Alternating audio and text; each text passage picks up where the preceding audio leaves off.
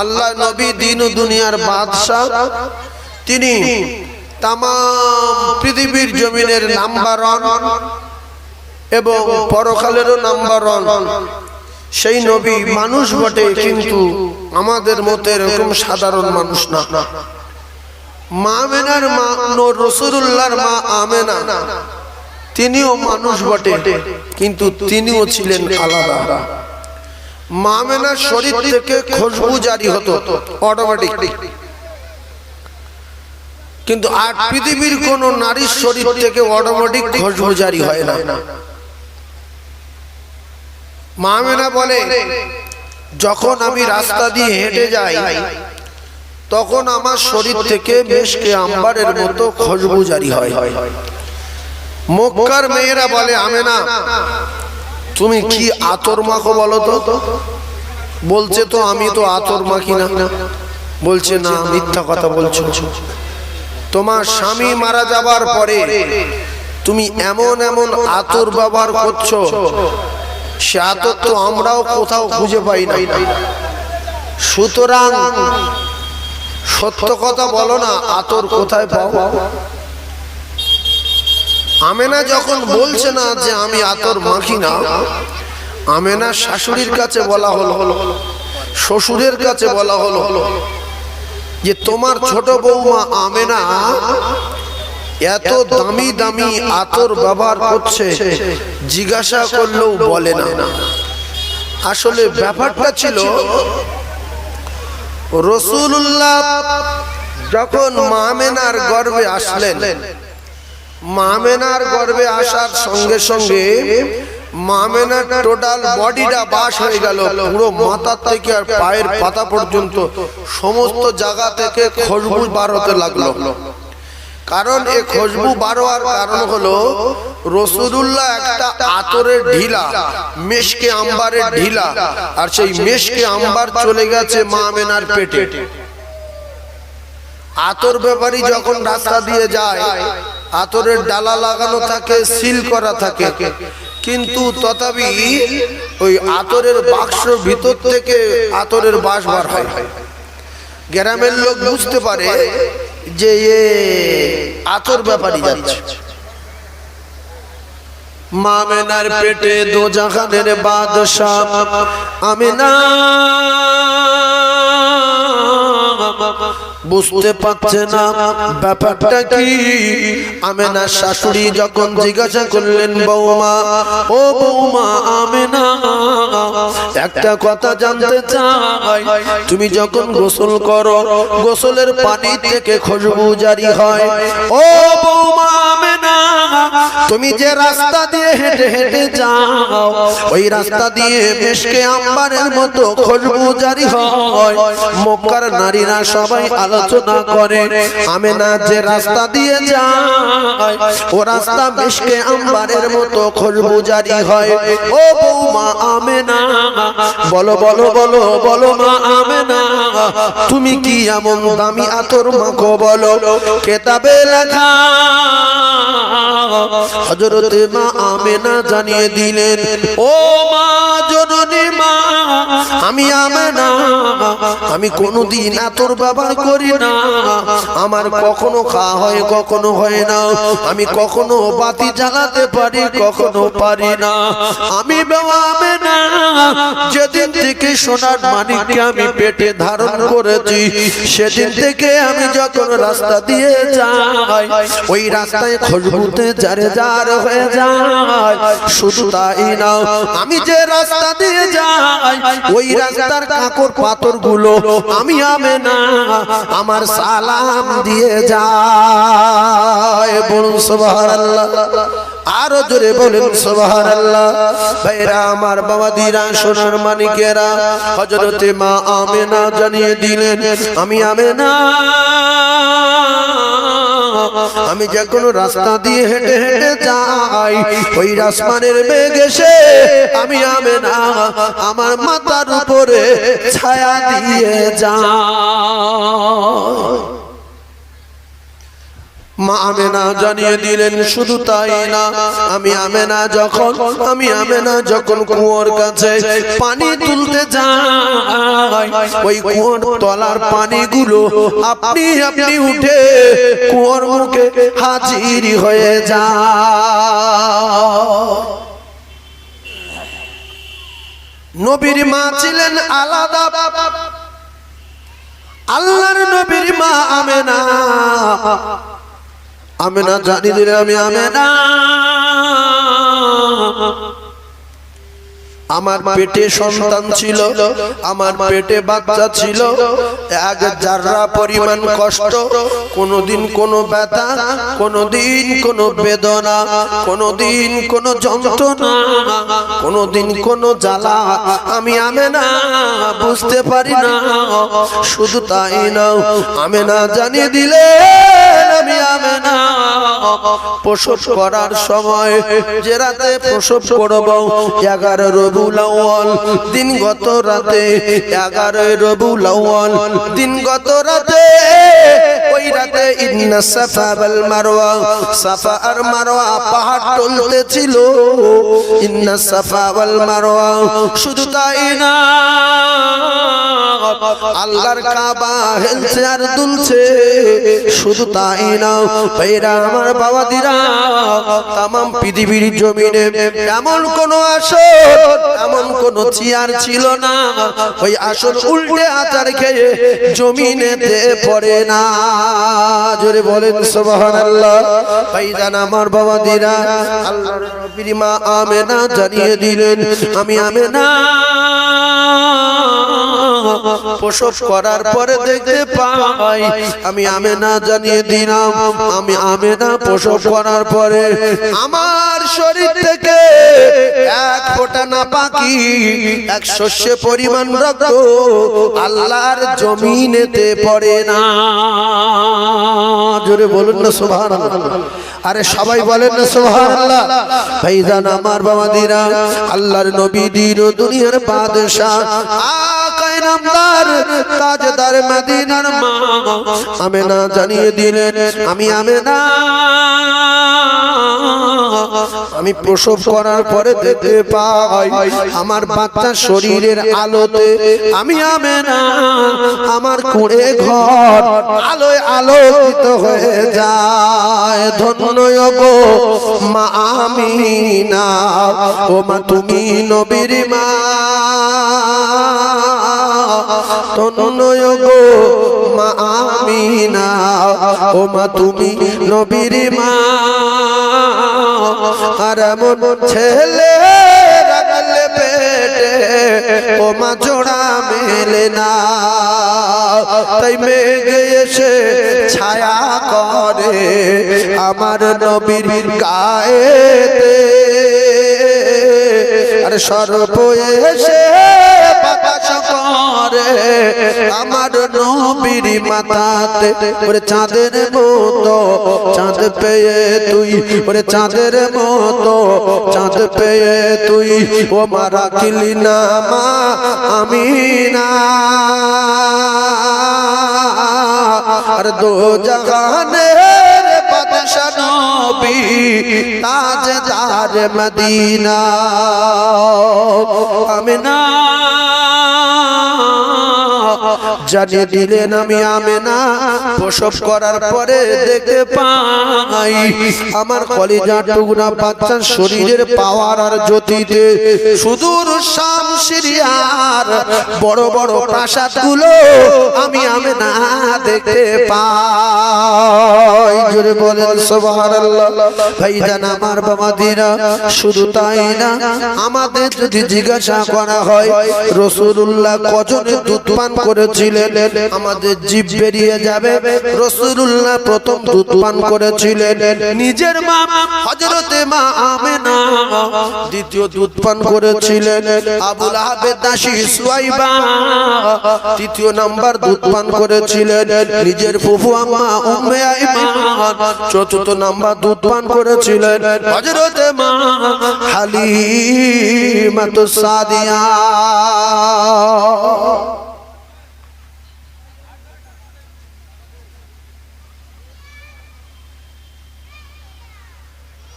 ভাইরা আমার বাবাদিরা, আল্লাহ নবী দিন দুনিয়ার বাদশা বিশ্ব নবীর মা আমেনা জানি দিলেন আমি আমেনা বাচ্চা প্রসব করলাম। প্রসব করার পরে নাম তো একটা রাখতে হবে। আমার নবীর নাম রেখেছিলেন যিনি, তিনি হলেন নিজের মা আমেনা, গর্ভধারিণী মা। পেটে যখন সন্তান ছিল শুধু গায়বী আওয়াজ শুনতে পেত, আমেনা তোর পেটে যে সন্তান আছে ওই সন্তান প্রসব করার পরে নাম রাখবে মুহাম্মদ। আমার নবীর নাম সর্বপ্রথম রেখেছিলেন আমার আল্লাহ। আমার আল্লাহ আসমান তৈরির আগে, জমিন তৈরির আগে, চন্দ্র সূর্য তৈরির আগে এমনি করে আল্লাহ পাক তার নামের পাশে আরশে আজিমের গায়ে একদিকে লিখে রেখেছিলেন লা ইলাহা ইল্লাল্লাহ, অপর দিকে লিখে রাখলেন মুহাম্মাদুর রাসূলুল্লাহ। জোরে বলুন সুবহানাল্লাহ। ওরে আরব দেশে জন্ম নবী আব্দুল্লাহর ঘরে, আর সবার সেরা নবী মোদের এলেন সবার পরে। সে যে মা আমিনার কোলের চাঁদ করে ঝলমল,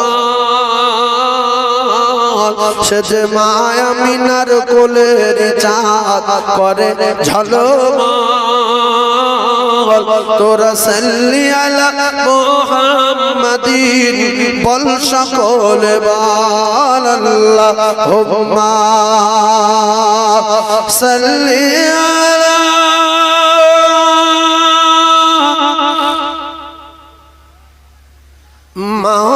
মাওলানা মুহাম্মদ ওয়ালা আলি সাইয়্যিদিনা।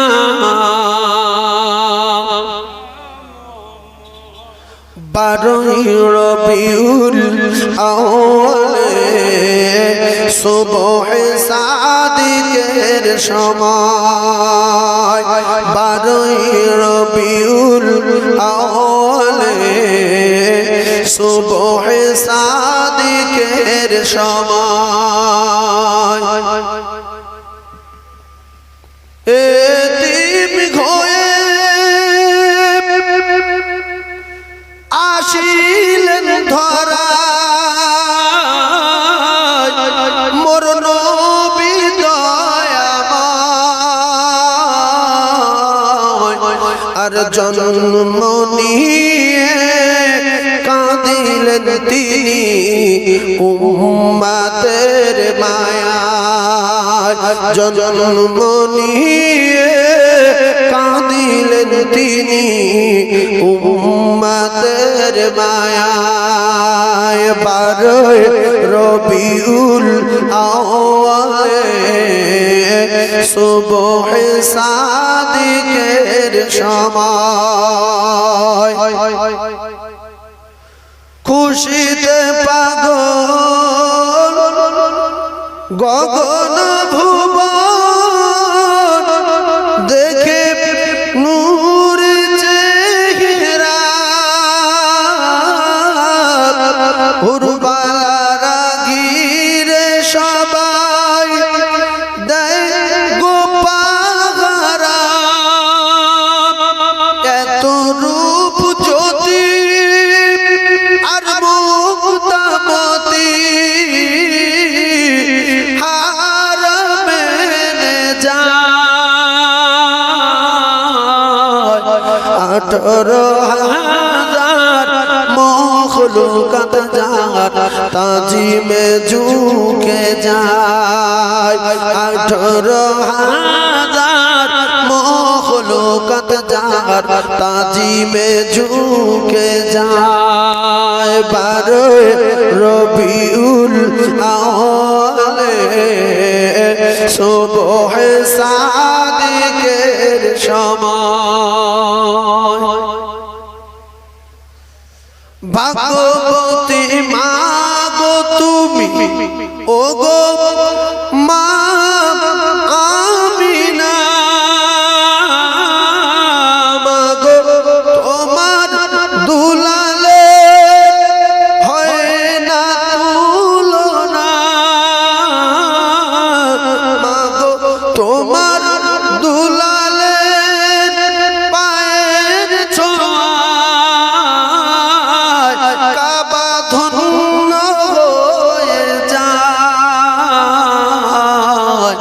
18,000 মখলুকাত যার তাজিমে ঝুঁকে যায় 18,000 মখলুকাত যার তাজিমে ঝুঁকে যায় 12 রবিউল আউয়ালে সুবহে সাদিকের সময় এতিম হয়ে আসিলেন ধরায়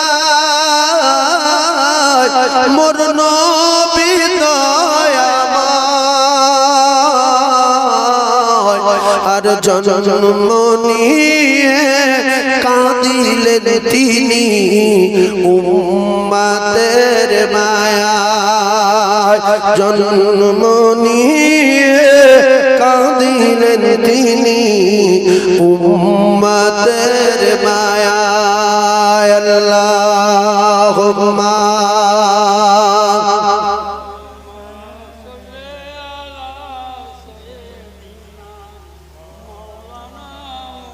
وعلى آل سيدنا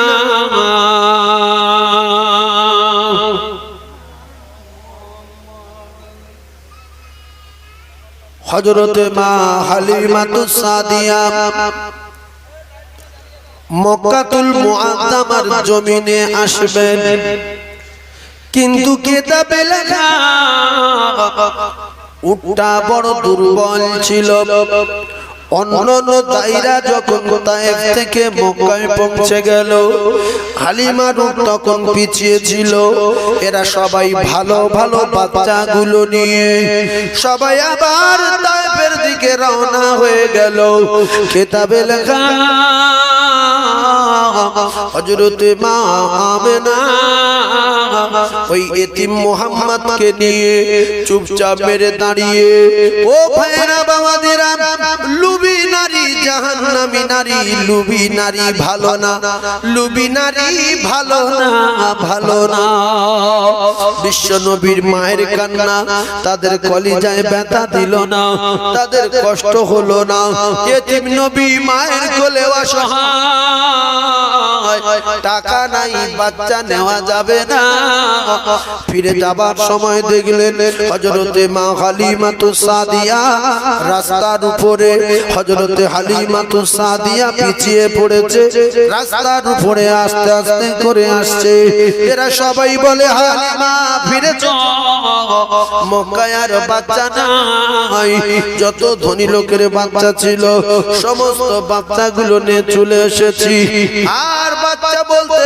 একটি মাত্র বাচ্চা হযরতে আমেনার ঘরে আমেনার কুঁড়ে ঘরে একটি মাত্র বাচ্চা আছে বাচ্চা দেখতে খুব সুন্দর বটে কিন্তু তার মা বেওয়া আমেনা একটা টাকা দিতে পারবে না হযরতে হালিমাতুস সাদিয়া স্বামী সঙ্গে ছিল বলে স্বামী গো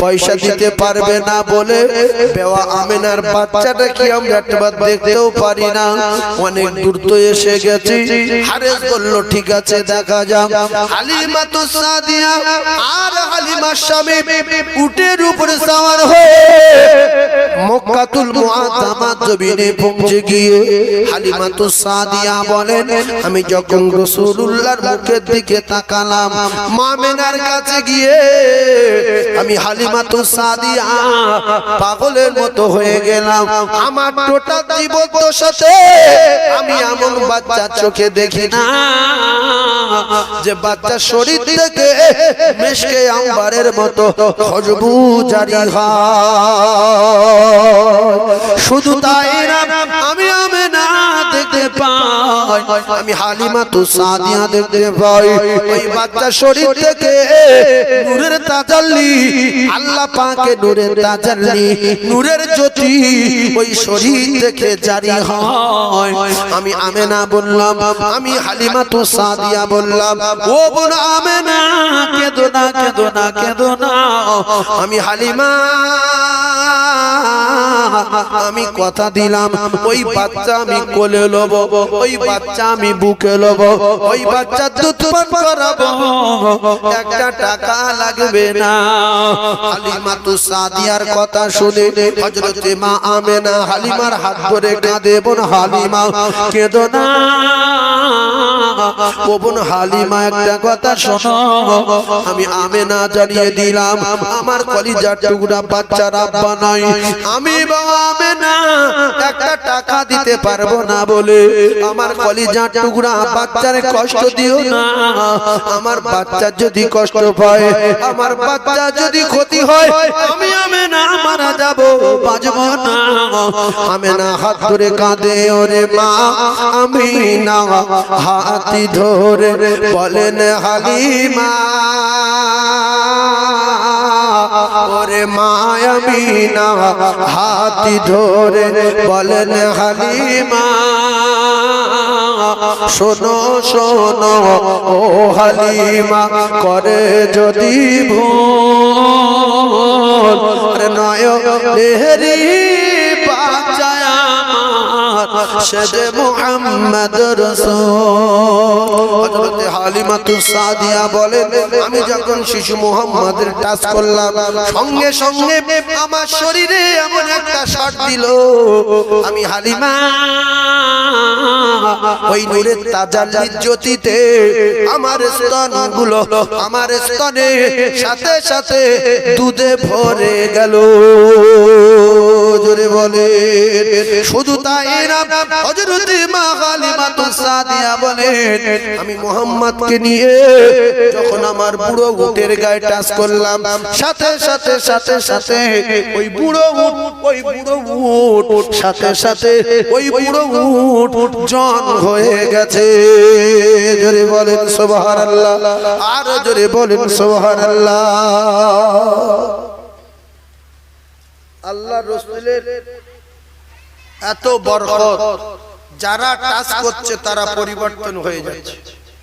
বিশ্বনবী হাবিবুল্লাহর গায়ে টাচ করলো, হালিমা পরিবর্তন। বিশ্বনবী হাবিবুল্লাহর নিয়ে উটের গায়ে টাচ করলেন, উট পরিবর্তন। নবীর নীতি যারা মেনে নেবে, নবীর সুন্নতের উপরে যারা চলবে, এরাও পরিবর্তন হয়ে যাবে। যার নবী নাই তার আল্লাহ নাই, যার নবী নাই তার আল্লাহ নাই। অনেক মানুষ আছে বলে নবীর জীবনী আলোচনা চলবে না, নবীর জীবনী আলোচনা ঠিক না। এসব কি মিলাদ কি? আসলে যারা নবীর জীবনী, নবীর সিরাত চলবে না বলে, এরা গাঁজাখোর। এর কি খায়? গাঁজা খায়, মানে দিনের বেলা গাঁজা খায়, আর ভোম হয়ে গিয়ে রাত্রি রাত্রি বলে যে নবীর সিরাত চলবে না, নবীর জীবনী চলবে না। তোর বাপের জন্ম হতো না যদি নবীর না তৈরি করা হতো, আর সেই নবীর জীবনী যদি আমরা না শুনি, তাহলে নবীর উপরে মহব্বতটা পয়দা হবে কি করে? এরা ইহুদির দালাল, এরা অন্য জায়গা থেকে টাকা পায়, যে তোমরা গ্রামে বলে দাও নবীর জীবনী চলবে না, ওসব মিথ্যা, এই মূর্খর বংশধর। যদি নবীর জীবনী যদি না চলে, নবীর সিরাত যদি না চলে, তাহলে মানুষ তো পৃথিবীর জমিনে সব গোমরা হয়ে যাবে। আমার নবী কেমন ছিল আমরা শুনতে পারবো না? আমার নবীর আদর্শ কেমন আমরা শুনতে পারবো না? আমার নবীর নীতি কেমন ছিল আমরা শুনতে পারবো না? আমার নবী কেমন চলতেন, কেমন হাঁটতেন, কেমন খেতেন, কেমন শুতেন, কেমন বিচার করতেন, কেমন সমাজ ব্যবস্থা কায়েম করেছিলেন, এগুলো আমরা শুনতে পারবো না। এগুলো গাঁজাখোর, একদল গাঁজাখোর বেরিয়েছে, লম্বা জামা, মাথায় টুপি, বড় দাড়ি, এরা গাঁজাখোর, এরা মানুষ না। এরা জাতির কলঙ্ক, সমাজের কলঙ্ক, ইসলামের দুশমন। যারা বলে নবীর জীবনী আলোচনা চলবে না, নবীর দুশমনেরা। আল্লাহ বললে দোস্ত তুমি পৃথিবীবাসীদেরকে বলে বলে দাও, যারা আমি আল্লাহ আমাকে একেবারে আপন করতে চায় আর কাছে পেতে চায়, ওরা যদি তোমার বিরাট মহব্বত করে আর বিরাট ভালোবাসে, আমি আল্লাহ ওদের উপরে এত খুশি হব, ওদের বিগত জিন্দেগির গুনাহ খাতা মাফ করে দেব। বলুন সুবহানাল্লাহ। ওয়ায়াগফির লাকুম যুনুবাকুম ওয়াল্লাহু গফুরুর রহিম। আমি আল্লাহ পাক জানিয়ে দিলাম, আমি তাদের বিগত জিন্দেগির গুনাহ খাতা মাফ করে দেব। নবীর দুশমন আবু জেহেল ছিল, নবীর দুশমন আবু লাহাব ছিল, নবীর দুশমন। এখন সেই আবু জেহেলের বংশধর কিছু দুনিয়ায় বেঁচে আছে, নবীর দুশমন। নবীর জীবনী নিয়ে আলোচনা করলে আল্লাহ খুশি হয়, আল্লাহর আরশ খুশি হয়। নবীর জন্মদিনে, নবীর জন্মদিনে যেদিন নবী জন্ম হলো, সেই দিনে আবু লাহাব খুশি হলো। আল্লাহ পাক এই খুশিতে আবু লাহাবের কবরের আযাব সোমবার দিন করে হালকা করলো। হায়রে জাতির কলঙ্ক নির্লজ্জ, চাঁদা যদি না দিতে পারি, দান যদি না দিতে পারি, বাধা দিবি না, উপকার যদি করতে না পারি, কারোর ক্ষতি করব না। জি, উপকার যদি না করি, তুমি পুজো করো না, তুমি গির্জায় যাও না, তুমি মন্দিরে যাও না, তুমি মসজিদে যাও না, তুমি নবীর আলোচনা শোনো না, তুমি কোন জাতি কিছু বোঝা যায় না, তুমি মুজি না মুদ্র ফারাস না খ্রিস্টান না জৈন না বৌদ্ধ না দেওর না বাগদি না মুসলমান, তোমার তো কিছু বোঝা যায় না, তুমি একটা আলাদা জাত।